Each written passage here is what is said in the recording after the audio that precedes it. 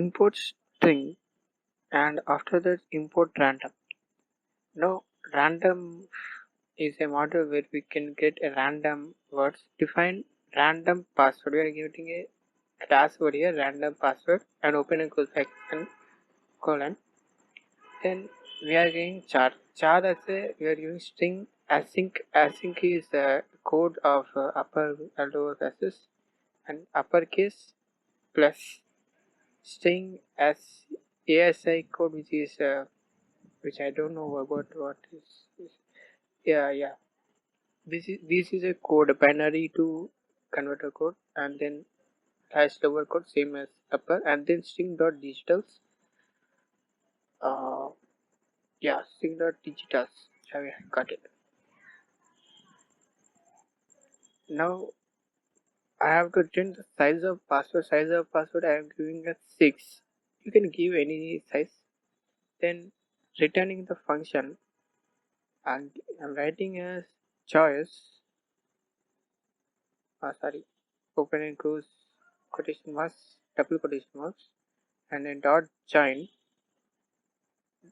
and then random and random chars. Sorry, random dot choice,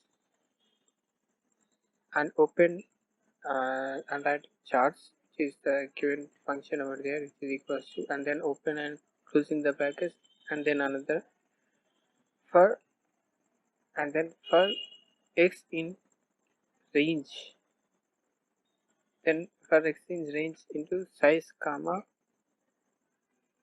20. We have to write size comma 20 over there.